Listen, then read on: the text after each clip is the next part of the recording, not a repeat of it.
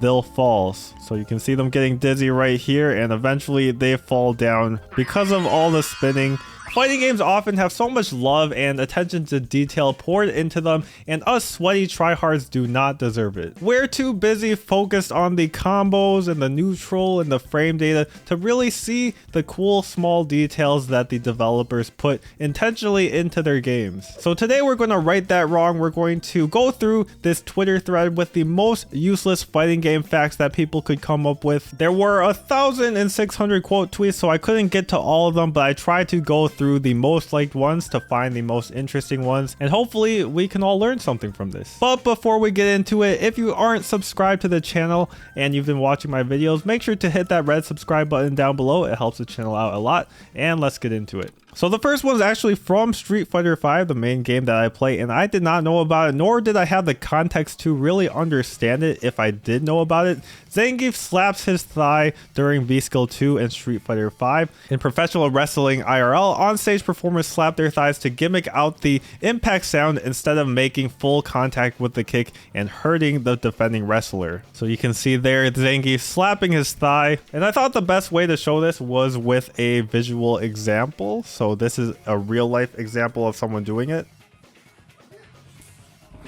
So yeah, I thought this was pretty cool to see in action in real life. You know, it really does look like he's hitting him with full force. And here is Nakayama, the director of Street Fighter 6 and for the end part of Street Fighter 5. He says, "I am glad I was noticed," seeming to imply that he had put this in intentionally as a nod to the wrestling community. Here is one from Sonic Fox and Skullgirls. If you do lock and load with Sarabella, there is less than a 10% that a cat will just randomly spawn from it and walk off the screen. So it's just a cute little thing to put in the game. It doesn't do anything to the gameplay, but it shows the love and care that the developers and artists really had to make it a cool game with like fun Easter eggs.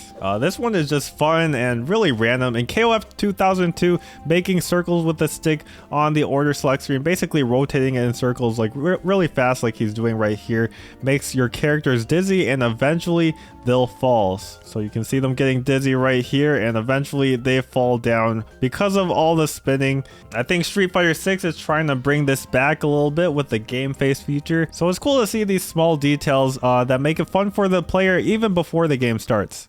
This one says hold back and or down back to block attacks. The joke here is that a lot of people do not block in fighting games and just are focused on mashing and trying to hit their opponent. So it seems like a lot of people think that blocking is useless. I realize that, you know, explaining it makes it a little bit less funny, but moving on. In Street Fighter Alpha 2, if any female character crosses in front of Cody on Guy's stage, Cody will react to them. So this is Cody right here. He is with a girl. I'm not sure if it's Karen.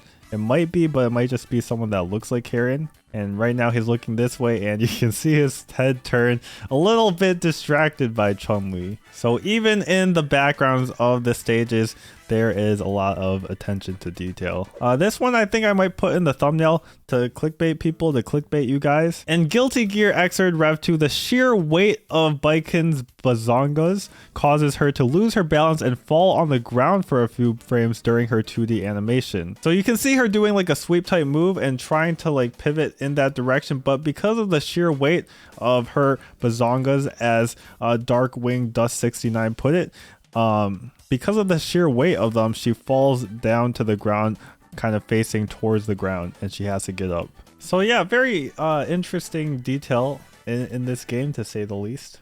This was a little bit interesting from, I think, Grand Blue Versus. Belial's apple has a hitbox, and it doesn't seem like the apple does anything. There's a couple other moves in games that kind of do something like this, but they actually have like some kind of purpose, like Ibuki's bomb from Street Fighter V.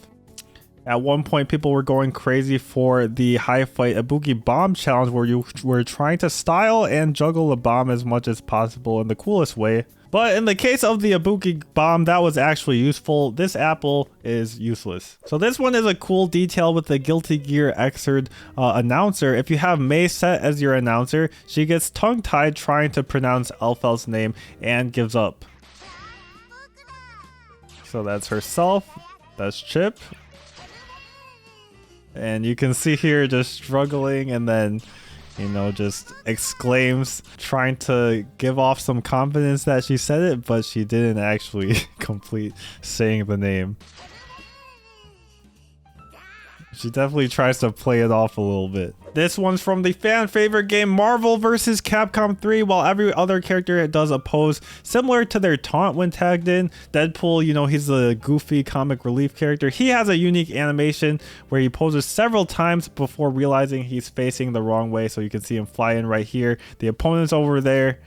He's not looking the right way. This one related to Elphelt herself this time. The voice actress of Elphelt, Aya Suzaki, mentioned that after recording lines, she had to go lie down because of how fast and enthusiastically Elphelt talks.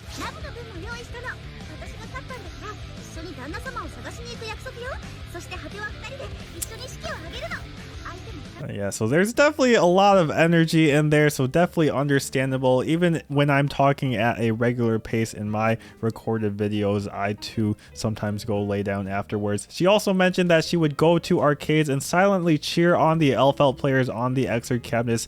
I feel like that's just really cool and someone that's proud of their work, because you want to see people enjoying something that you worked on. So just a really cool story.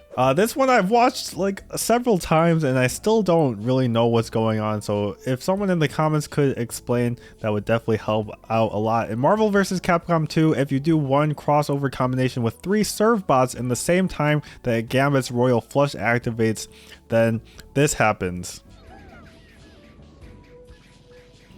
So it seems like a million serve bots just show up and then they just all die after the crossover or the Gambit Royal Flush keeps attacking them. So yeah, maybe we'll take another look at that and see if we can understand it any better. He's just attacking the air right now. A 349 hit combo right there.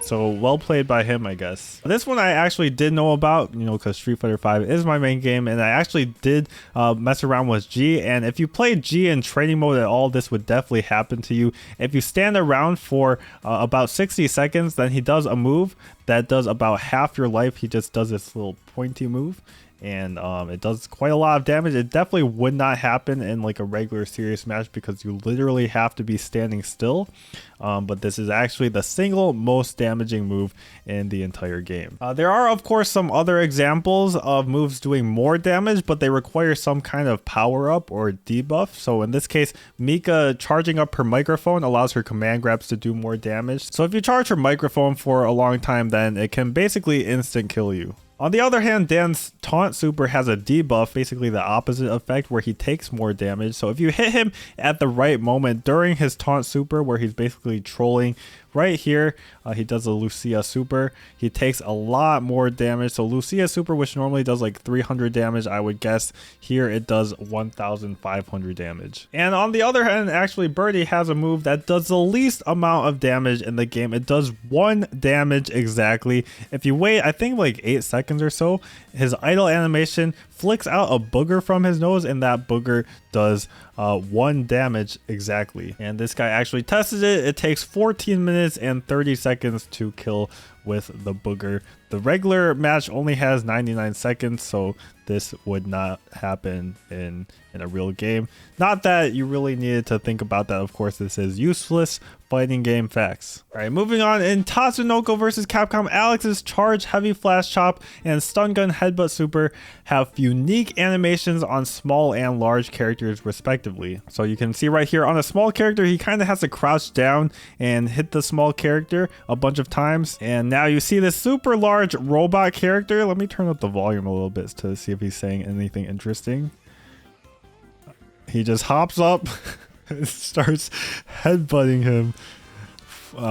Just a crazy difference right here on the size of the characters. Normally characters will do the exact same super, but in this case they didn't think it was appropriate and had to go for a very, very different animation. This one right here is from Tekken. Brian Fury is a masochist, and any move in the game that would hit him in the groin or cause him to be stepped on by a female character plays different voice lines, namely him laughing maniacally and shouting yes. So you hear him just screaming yes as soon as he gets hit in the groin. a little bit of a weird reaction. I feel like he just starts laughing when he gets stepped on. I feel like that is also a little bit weird.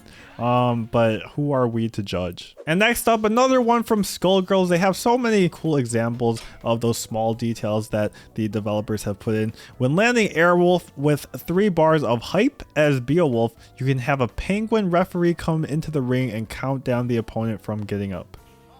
So he lands a super, it kills, and then the penguin referee is counting down for the perfect. And the last one I wanted to end off with, it isn't actually useless because I feel like it does a lot of psychological damage if you do this to your opponent. Skullgirls has a character named Big Band that plays the trumpet in one of his supers, and for a couple of seconds the player can basically freely play the trumpet. They made it so that the keys you press correspond to how pressing keys down on a trumpet would sound like, which note they would produce. And because of that, you can have super disrespectful combos like this one. The Big Band Rickroll combo.